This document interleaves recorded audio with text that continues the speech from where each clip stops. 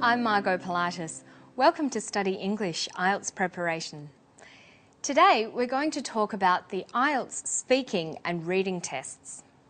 The speaking test includes an interview where you can be asked to talk about yourself, your family, your job, or maybe your studies. But you won't have to answer any questions today. Instead, we're going to interview a man called Perry Vlahos. He's an astronomer. By asking Perry a series of questions, we can learn a bit more about what makes a good response. Let's begin by asking Perry a typical Part 1 type question. Perry, can you tell us about yourself? Well, currently I'm the Vice President of the Astronomical Society of Victoria.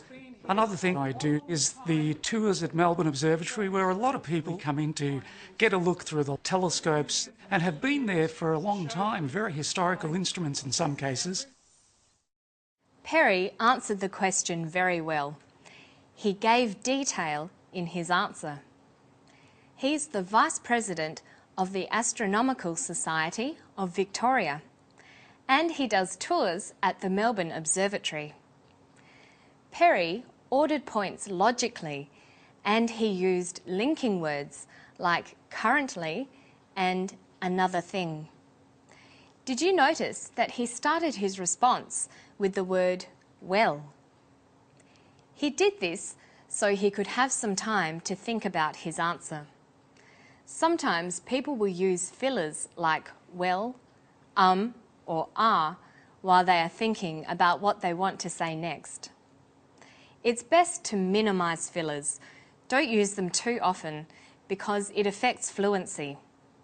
Fluency is an important feature of your spoken language that the examiner is listening for. What question would you ask Perry next? Perry is an astronomer. We might ask him about his area of study, astronomy. Perry, could you tell us about astronomy? Astronomy is very much a cutting-edge science. It's the oldest science and it's also the newest science. And then every time we find out something new and interesting out there, it also tells us something new and interesting about ourselves and our place in the cosmos. Perry used words that belong to the field of astronomy. For example, he talked about cutting-edge science and the cosmos. Perry also used opposites in his description. He described astronomy as being both the oldest science and the newest science. Perry didn't just tell us facts about astronomy, he extended the description to tell us his opinions about the effect that astronomy can have. He said that it can tell us something new and interesting about ourselves and our place in the cosmos. To enhance his response, Perry could have talked more about the cosmos. That would show more of his vocabulary range. So let's ask Perry, why did you choose to study astronomy? When I was about 11 or 12 and had my first science lesson at high school, and the teacher went up to the board, drew a semicircle, put in various dots, labelled them, said, "Right, now copy this down into your books. These are stars, planets and constellations. Go out there and find them tonight. And then let me know how you went." It inspired me, fired my imagination and gave me something to work towards. Perry answered this question by telling a story. He used narration. He began the story by telling us when it happened. That is, when I was 11 or 12. And he then told us where the story took place. That is, in my first science lesson at high school. The narrative follows a sequence of events. Perry used direct speech. He quoted exactly what the teacher said. The teacher said, "Right, now copy this down into your books." By quoting what the teacher said, his response is more interesting. By listening to Perry, we can get a few useful tips for the IELTS speaking test.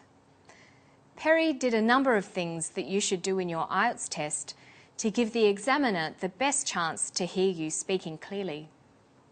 It's a good idea to link ideas and language together and give interesting answers. You should also try to give details and answer questions fully.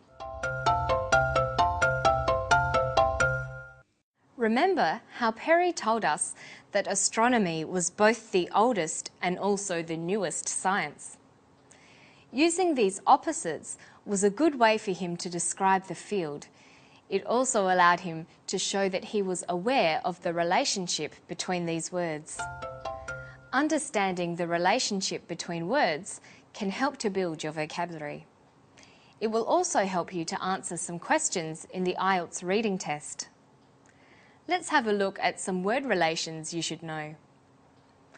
First, synonyms, words that mean the same.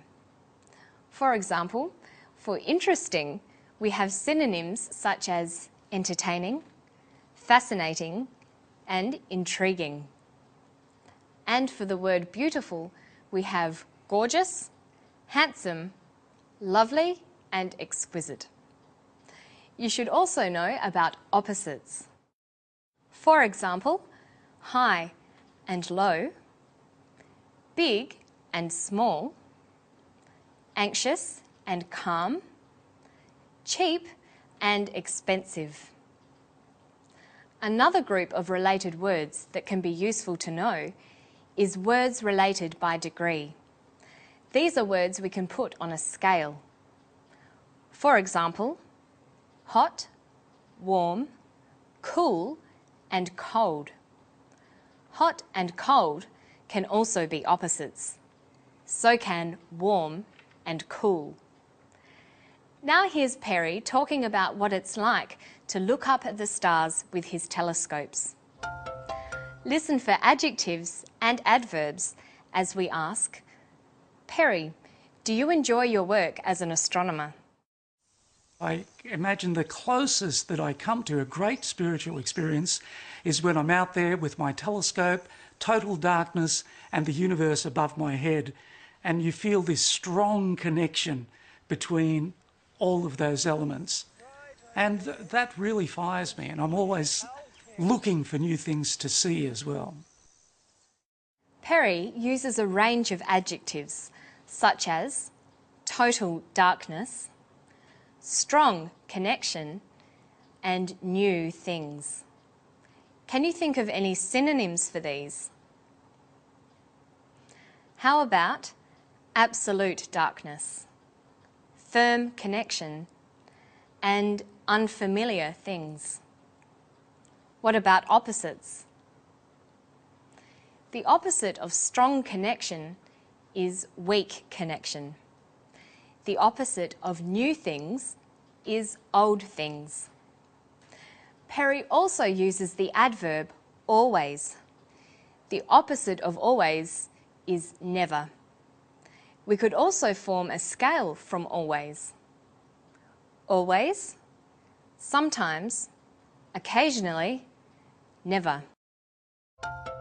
Knowing how words relate is useful when answering true, false, and not given questions in the IELTS reading test. But that's all for today. Let's review what we've learnt.